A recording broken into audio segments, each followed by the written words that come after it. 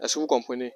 Et vous voyez que c'est 10 à 21 jours que le processus est déjà, le décomposition est déjà produit. En ce moment, on peut utiliser donc ce bokashi. Mais si on a fait, comme maintenant, on a fait sans utiliser, il y a deux choses qui étaient importantes. La première des choses, c'est que les digestions des animaux étaient bien décomposées. C'était bien sec. Vous avez remarqué, c'était bien sec. Donc en réalité, ici, là, on n'a pas besoin d'un temps de fermentation. Et de deux, on n'a pas utilisé les micro-organismes. Donc elle peut déjà être opérationnelle. Mais le fait d'utiliser les micro-organismes, c'est bénéfique.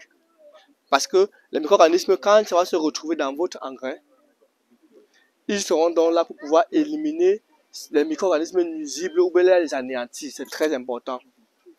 C'est pour assainir donc le milieu s'il y a des champignons nuisibles. Pardon?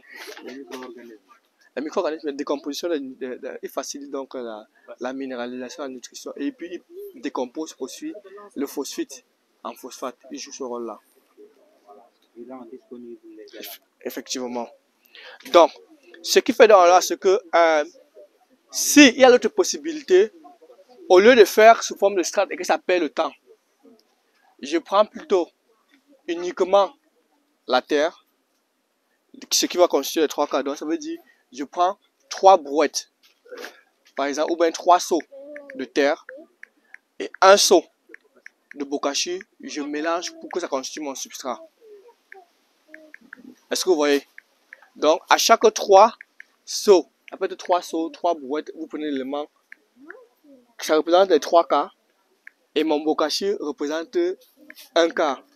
Je fais le mélange et je viens directement reconstituer mon substrat de terre. Un seau de bokashi, peu importe l'unité que vous pouvez prendre, si c'est le sac-ci, vous prenez 3 fois ce sac, et une fois le sac, une fois mon bokashi, je mélange. Parce que là, maintenant, j'ai une terre riche, oui. Là, je ne peux plus me peiner à dire que je vais chercher 1 quart de sable. Oui, je sais que... Voilà, effectivement. Donc, oui, 3 parts de terre, 1 part d'engrais riche. Vous mélangez le tout, vous constituez votre substrat. Là, je sais que j'ai donc un substrat qui est riche. Et en ce moment, il peut maintenant venir semer.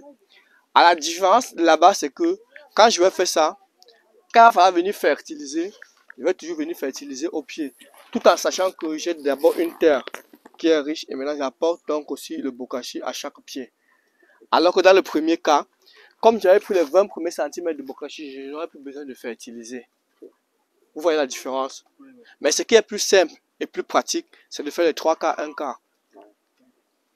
Vous allez faire les 3 quarts, 1 quart, sachant qu'à chaque fois vous allez venir fertiliser pour maintenir. Donc, c'est comme si je reconstituais une terre riche. Oui, j'en arrive. Est-ce que vous comprenez? Maintenant, quand j'ai eu à faire cela, lorsque je vais appliquer le bokashi, les fréquences d'utilisation ou d'application de bokashi, quand je suis en train de constituer ma pépinière, ça peut être, je viens là, je peux faire ma pépinière comme celle-là. Je viens au-dessus, je prends donc le bokashi, je vais donc appliquer sur toute ma pépinière et verser légèrement la terre au-dessus. Et je vais répliquer mes cultures que je vais mettre. Donc quand j'ai déjà constitué ma pépinière comme celle-là, la terre au-dessus, je vais mettre le bokashi. Et maintenant sur le bokashi, je refais encore un peu avec la terre. Et je sème maintenant mes graines. Là, c'est la première fertilisation que je fais lors de la constitution, lors de la production. Donc en pépinière, oui, comme engrais de fond, en pépinière. Maintenant, lorsque j'ai fini, si c'est la pépinière, parce qu'il y a certains qui passent en pépinière, d'autres qui ne passent pas en pépinière, en semi-direct. Si je vais faire le repiquage, au moment du repiquage, et que je vais passer par poquet, ce que je vais conseiller, c'est que dans chaque poquet, il faudrait faire l'effort de mettre 2 mains de bokashi à l'intérieur, mettre un peu de terre et repiquer vos cultures dans chaque poquet. Oui. Quand on passe par l'alvéole. Quand on passe. Voilà. Quand vous faites par alvéole, vous avez vu comment j'ai constitué le substrat, non? Déjà pour constituer le substrat, vous prenez 3 quarts de terre, 1 quart de oui, de trucs, et puis vous mélangez. Oui. Voilà comment je construis d'abord l'alvéole. Parce qu'à ce moment-là, cette terre donc est riche. Et je mets mes graines. Parce que le terreau, il n'y a pas de sable. Oui, le problème c'est que si c'est qu'on prend du terreau, si c'est qu'on mélange un quart de terreau avec 3 quarts de terre, ça va toujours donner ce que je veux au niveau de la, de l'alvéole ou de la pépinière que je vais constituer. Voilà. Est-ce que vous voyez un peu? Est-ce que vous voyez un peu? Oui, oui, bien sûr. Voilà. Je l'ai fait. Oui. Donc, ce qui fait, c'est que lors du semis, sur chaque poquet, si j'apporte 2 mains, sur chaque poquet, je mets un peu de tout, je mets mes différentes cultures, ça va bien se développer. Et généralement, il y a 3 phases de fertilisation, surtout lorsqu'on vient de commencer ou bien c'est un nouveau truc. La première phase, il y a la fertilisation pendant la mise en pépinière. C'est la première fertilisation comme je vous ai montré là. La deuxième fertilisation pendant le repiquage. Vous apportez 2 mains par poquet. 2 mains par poquet. 2 mains par poquet. Chaque trou, oui. Et puis, généralement, 1 mois après le semis, vous pouvez encore apporter votre bokashi. 1 mois après le piquage. Oui, 1 mois après le repiquage. Oui. Vous pouvez encore faire un apport en bokashi. Toujours 2 mains par poquet. Parce qu'à chaque fois que vous apportez la terre riche autour du pied, mieux la plante se développe. C'est tout. Et puis, au moment de la quand ça commence à donner la fleur, ça commence à donner des fleurs. Généralement, c'est au bout de 45, 50, 60 en fonction des cultures. Vous faites encore un 3e apport. Oui. La quantité là-bas. Faites l'effort de diversifier plusieurs minéraux et plusieurs matières organiques. Pour qu'à chaque phase, quand elle aura besoin, si elle a besoin de silicium, elle prend. Si elle a besoin de phosphate, elle puisse avoir ce qu'elle elle aura besoin. Si elle a besoin du magnésium, si elle a besoin, c'est pour ça que j'insistais que... 2 quarts de terre, 1 quart de bokashi et 1 quart de... Quoi ça? La reconstitution. Terre, 2 quarts. Si c'est comme si tu commences avec le truc, c'est sable, sable 1 quart, 2 tiers de terre, 1 quart de bokashi. Je vais te montrer une fois quand il y a le papillon qui va... C'est bon? Parce que c'est le tout premier qui est donné. Maintenant, j'ai dit, si vous voulez refaire au niveau de l'alvéole, 3 quarts de terre, 1 quart de bokashi, vous mélangez. Le dosage, c'est très important. C'est pourquoi il faut les aider à aller petit à petit. Oui, allez-y. Merci. Merci, oui. Je pense qu'elle est un peu Allez-y, ouais. Petite unité. Est-ce qu'on se comprend?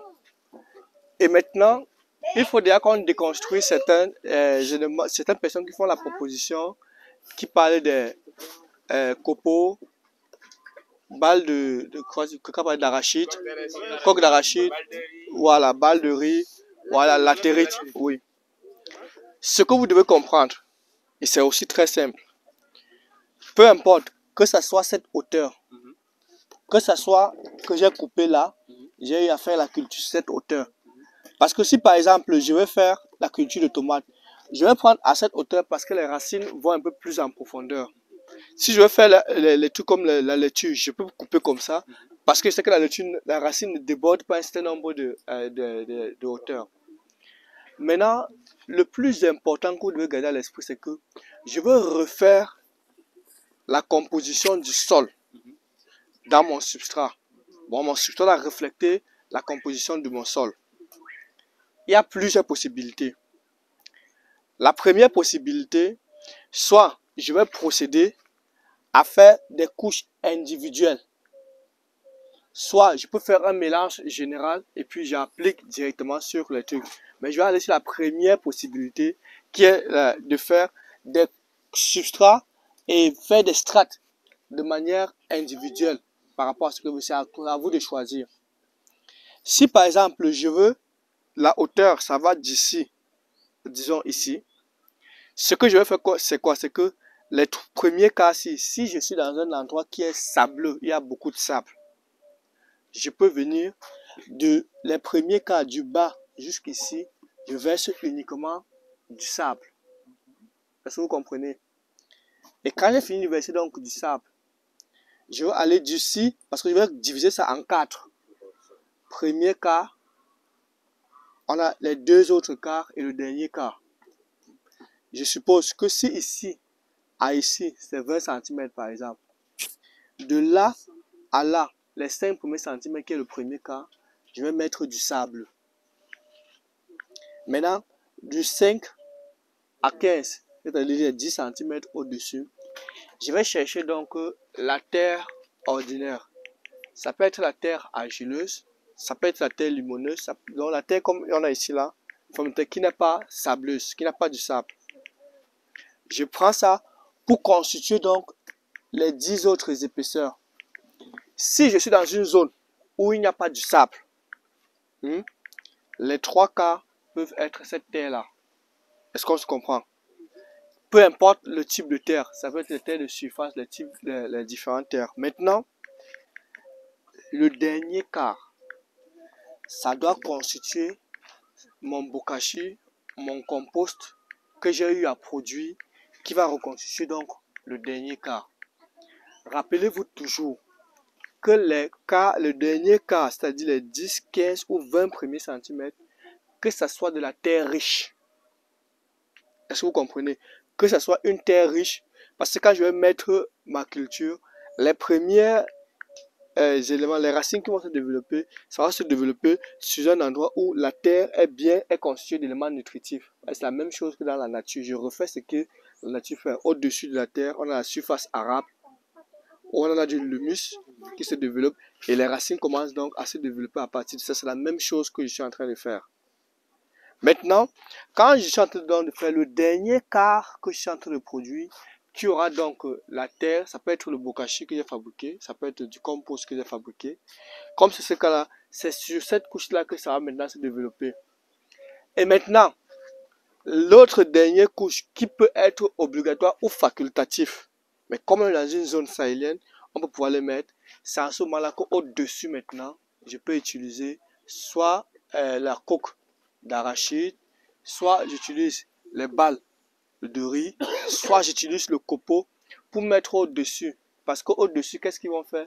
Et ils vont juste limiter la perte d'eau par évaporation. Ça va jouer un rôle de rétenteur, oui, une forme de paille. Il y a une autre personne que si vous avez suffisamment de paille, au lieu de mettre ça, ils mettent la paille. Parce que quand ils vont mettre la paille en dessous, comme il y aura de la matière organique qui est bien développée, du bokashi, il y aura donc les êtres vivants qui vont se développer.